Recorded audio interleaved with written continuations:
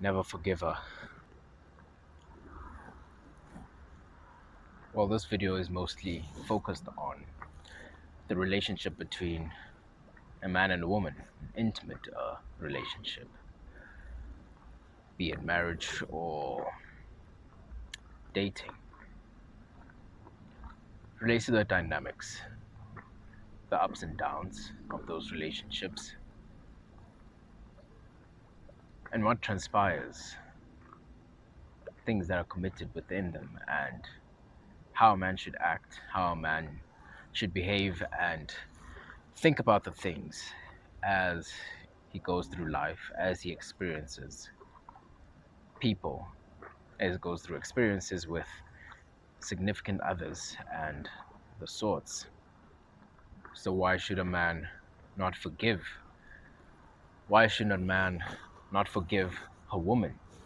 What benefit does this bring him? What benefit does this bring her? Does this save his relationship? Does it end it? Why do I say these words? For a romantic relationship that a man has is one of the most important relationships, or if not the most important relationship he will have in his life, more important than his family and more important than the relationship he has with his children. These relationships come with turmoil, they come with difficulties and challenges, and it is his responsibility to attend to the woman before his children. So what he chooses to accept, what he chooses to forgive, what he chooses to tolerate will often define the man that he is and the man that he will become. In the same way that what a mother chooses to praise and punish her kids for reflects on her, her peace, her well-being, and the well-being of her children. What the man chooses to praise and punish his woman for, more often than not, reflects on his well-being, on his peace, on his woman's peace, and the effect that the woman has on his children. Do not think that you not forgiving means that you do not care, that you are abandoning her or casting her out. This is because you care, because you love. You do not forgive for the betterment of your relationship. Most of the time, forgiveness has nothing to do with the opposite party. It has nothing to do with the remorse they feel, the guilt, or how much apologizing they have done. Forgiveness is a very personal thing and can often than not involve anyone at all but yourself. Acting without care or affection is something that involves her. It is relational and can only exist within a relationship. Forgiveness pertains to the individual and his perception of his relation to others.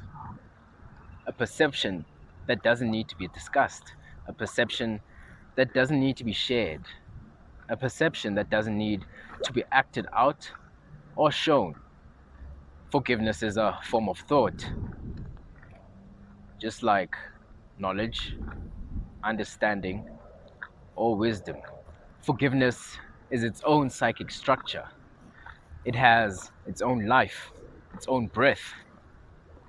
The more care you give to it, the more attention, the more you nurture it and grow it, the more it will come to change your life, your perception, how you see things, how you view the world, how you interact with people, and most importantly, how people interact with you. Forgiveness is paradoxical because in order to know what forgiveness is, you must not forgive. But in order to not forgive, You must come to the understanding of what forgiveness is. We often forgive willy-nilly because we feel that it is the good thing to do. And more often than not, as we perform this act, we do not know or understand what forgiveness is. We often forgive to ease tensions, to not have to feel the hard feelings of love. But we do not have to forgive to ease tensions. We do not have to forgive to not feel the hard feelings of love. You do not have to forgive to have good relations with others. You do not have to forgive to stop fights. And you do not have to forgive for there to be peace. As a man, you have to put your feelings aside and act in accordance to what you want to achieve. More often than not, men forgive because they feel that they might lose their family. They might lose their girlfriend, their wife, or their children. They fear the pain that will come from that. And I'd say that if you fear losing your family, then maybe it's time you lost it. It is this fear that keeps you in forgiveness. It is this fear that stops you from making corrections, from instilling discipline, because you fear that these corrections, that this discipline may spark anger and may produce turmoil within your relationships and within your life. These corrections may change the way you view the world. They may change your beliefs. They may change the way you perceive, for that is what a correction is. When a correction sparks a change, usually the people around you do not change with you. And you fear that you may have to lose them. Your connections, your ties, your love evokes this fear that you might have to detach, that you might have to lose those you love, your friends, and your family, your mother, your father, your brother, your sister, and your children. You refuse to let them go because you fear the pain that will come from that. And therefore, you will continue to forgive, meaning that you will never come to knowledge. You will never come to sight. For this fear is a form of cowardice because you are reacting to the emotion of fear and not on rational thought. You are reacting on the fear of the pain that you will feel. This forgiveness is a latching on to the world, to the flesh, to what it gives, to its pleasures, to all that is in this world, and all that it can give you. If you fear losing your family, then maybe it's time that you lost it, for you do not know what you may find. As a man, you should never settle, because settling brings about its own problems. So when you settle, you do not really come to the crossroads where you have to make the choice to forgive or not, because you do not really care about what you have settled for. You do not really have the drive to fight for what you have settled for, because it is this drive and not the woman that you sacrifice on the altar when you do not forgive. You need to make a sufficient sacrifice, a sacrifice that pains you to no end, a sacrifice that you cannot imagine yourself making. You must sacrifice your love. As a man, you must understand that the respect your woman gives you is more important than the love that she has for you. For her respect is a reflection of you. What she does, says, and feels is a reflection of who you are. Her behavior is a concrete example, one that is untainted, one that is true, and one that is revelatory. With respect, a man can move mountains. Her respect for you is your strength. But you who forgives, you with fists full of love, there is much that you can still do. For emotion in a man can give him great strength, strength that can move mountains, but only in the physical world, only in the flesh. In spirit, the currency is respect.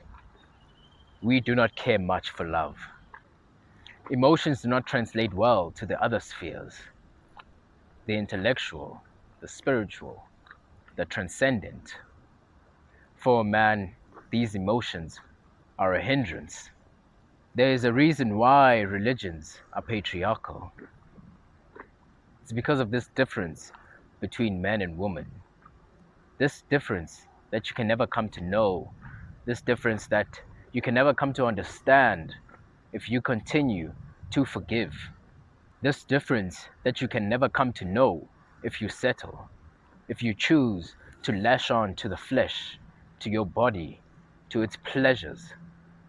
If you choose to latch on to your friends, your family, your wife, and your children. You are in a patriarchy, and you exist in a hierarchy. And if you rescind your responsibilities as a leader, those that look up from below you are lost. You are lost as well. For the nature of the position does not change just because you do not want to fill it. One of the most important differences in this world is the difference between a man and a woman. We do not differentiate gender or sex between children because they are too young to know. But as a former child yourself, as you grow into your adulthood, you must come to the knowledge of this difference. You must understand that it is not the pain that ends relationships, but the principles that built it. When these conditions, when these principles are broken, you must stop and reconsider. For we can all endure pain. Pain can often be a strengthening factor within a relationship. It can be used as glue to bond two people together. But when the principles are broken, then we must sit and reconsider. Only then are the judges called. Only then do we stop to ask if we should punish or if we should forgive. You have to make that choice when principles are broken. And I make the proposal that you should never forgive. Never forgive because you want to uphold the facade of a happy relationship to the outside world, to your friends, to your family, to your community, or your society. For you would look better if others saw you go through the struggle, if others saw you endure the hardship, than if you had upheld a facade with breaks and cracks. Never postpone a fight that needs to happen, because the emotions will always linger. The principles that have brought about this fight that were broken will always weigh heavy on your heart, your body, and your mind. It will yearn for a voice. It will yearn for breath. Nothing is forgotten. Everything is remembered. A long memory is your most important asset. For there is a reason why the invention of paper changed humans, changed societies and communities, changed religions forever.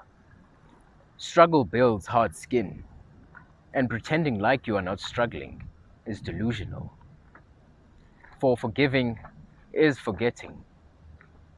Forgiving is giving up your most important asset. Forgiving is giving up your memory. For with memory, you can study. With memory, you gain history that you can sit and reflect upon to gain knowledge, to gain understanding, and to gain wisdom. For if you had no books, if you had no history, if you had no memory, if you did not remember what you did on a day-to-day basis, that would be a form of death. You wouldn't be alive. You wouldn't know what it is to be alive. For you wouldn't understand your own being. For when you forgive and forget, know that you are losing out on lessons. You are losing out on knowledge. Knowledge that could be beneficial for you. Knowledge that could grow you. Knowledge that could build you. Knowledge that could be used to strengthen your relationship. To build not only yourself, but her as well. She needs to know what doesn't sit well with you. She needs to know what your limits are. She needs to know what her limits are, what the limits that you have set for her are.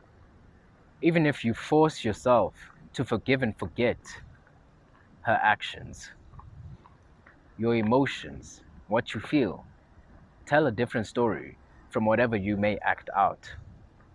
For what you feel,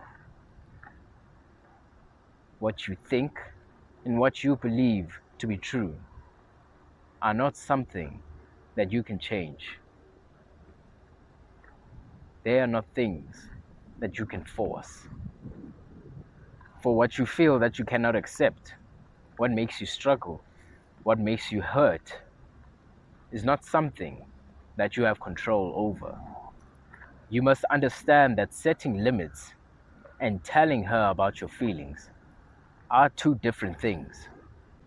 So if you refuse to look at the bad, you will never know what disgusts you. I think disgust is the most important factor to measure the health of a relationship. That one should know how much disgust one partner feels for the other. To know how much disgust your partner has for you in your relationship is to know where you stand. For a man, disgust is the greatest builder of grit and endurance. Grit that you will use to go out into the world, to fight for resources, land, and a social standing. Endurance that you will use to push through pain, to push through struggle, to push through difficulties, so you may push and achieve and acquire a life that will not only benefit you, but will also benefit her and your children. For you cannot lack disgust. You cannot lack the knowledge that would bring about the feeling of disgust. Just because you feel that forgiving and forgetting is a good thing to do, that it will make you more endearing, more likable, that it would bring you closer or strengthen the bond that you have with her. Pain, you can force yourself into not feeling. You can grow numb to pain. You can grow to love pain. But disgust is more concrete. It is physical, tangible, and reproducible. It is something that you cannot fake, something that you cannot bring yourself to love. What disgusts you will always disgust you, no matter how you may package it or spice it. Knowledge and understanding of principles builds your disgust meter. This knowledge that you gain from not forgiving, and this understanding that you gain from the knowledge that has brought about this disgust. From this understanding, you can extract principles that are foundational in building your relationship with her. For disgust is unforgivable. You cannot forget it. You cannot change it into something that you love, something that brings fond memories. For disgust is universal. It is experienced primarily through the sense of taste, and secondarily through any sensation that might bring about the same emotion through the senses of touch, of smell, and of sight. For disgust evokes a characteristic facial expression, a facial expression that is universal across all humans and maybe across all animals, a facial expression that once seen on the face of a significant other is often a good indicator of a coming breakup or divorce. People are usually disgusted at what is contaminating, poisonous, or offensive, for these things are things that could probably kill you or have probably killed your ancestors before you. Things are disgusting for a reason, for disgust is an emotion that is built up from knowledge. Disgust is an emotion that is built up from years of experience, lived experience, experiences that you have been through, and experiences that your ancestors and those that came before you went through. It is hardwired into human nature. You cannot forego the wisdom of the men of old. So never allow yourself to go numb, for feeling pain is better than feeling nothing at all. Do not settle. I think settling is one of the worst things that a man can do, for it stunts his growth, it stunts his personal development, and it stunts his spiritual growth. When you settle, you stop striving, you stop fighting, you stop pushing up against a barrier, against a wall, and your muscles atrophy. For without resistance, you cannot gain muscle. Without resistance, you cannot gain knowledge or wisdom. For learning is painful. And you have chosen to not forgive an act that has been done by her. And maybe there is no redeeming quality. There is nothing or no justification that you can come up with to make yourself feel better, to make yourself look cool.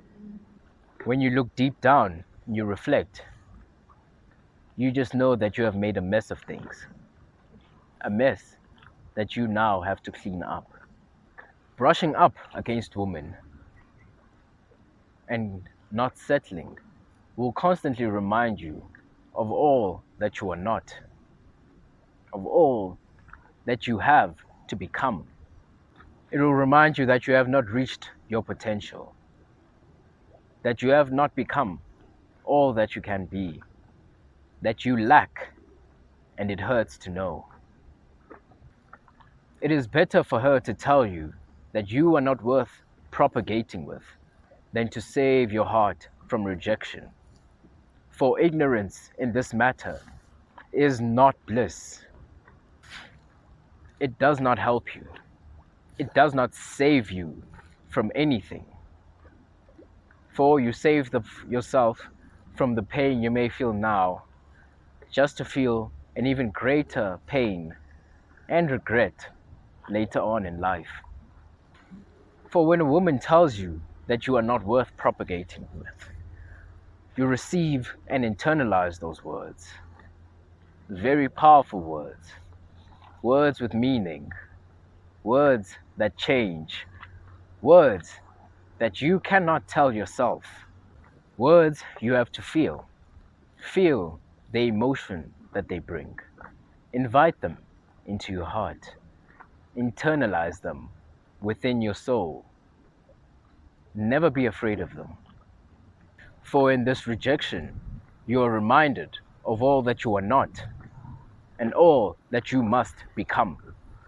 Why should you not forgive? Why should you not settle? And why should you always put yourself in situations where you may receive feedback on who you are as a man, who you have become, and all that you have not yet become. For one day you will have a son, and if you are not all that you can become, then your son will start off with a mediocre goal, a mediocre mentor, and a mediocre father. His genes will be your genes, and the genes of the highest woman that you worked to get. Your son will be a product of your genetics and your work. A father with no concrete knowledge of his limits will always be envious of his son when his son eventually surpasses him. For not knowing his limits, he will feel, not know, that he can do what the son is doing, that he is the one that deserves to be in the position that the son is in. So if not for yourself, listen to the words for your son. Always aim high, continue to strive, and continue rising, and never settle until you have concrete knowledge of your ceiling, until you are satisfied and content of how far you have risen, of how far you have come, of your abilities as a man with your genetics, as a man from your lineage, as a man with your birth. For there is a difference between acceptance and forgiveness. For acceptance comes with knowledge. Acceptance comes with understanding. Acceptance comes with knowing that you would be okay or indifferent if the act was repeated over and over again. If you understand why this act was done, if you are indifferent to the act. Forgiving is choosing to ignore your biological and evolutionary knowledge. For Jesus did say that the man who receives the seed and thorn is the man who hears the word. So you must continue to brush up against your limits. Continue to ask for feedback of how far you have come. You must continue to put your hand on the stove to see if you still bleed. For it is easy to hate. It is easy to seek vengeance, to destroy. It is easy to forgive and to forget. It is easy to learn to love again. It is easy to learn to trust blindly. But indifference is hard to obtain because you constantly have to remind yourself of what happens when you allow your emotions to rule over your judgment.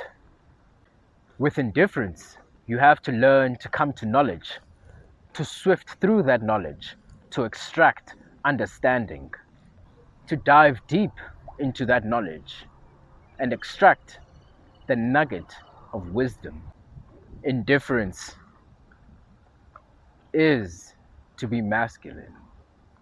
Indifference is striving to connect to something bigger than yourself, to something bigger than your flesh, than your existence in this world, to something bigger than your difference, than your state of birth, bigger than the differences that you have with the people in your life, bigger than the differences between you and the woman in your life, bigger than the differences between men and women.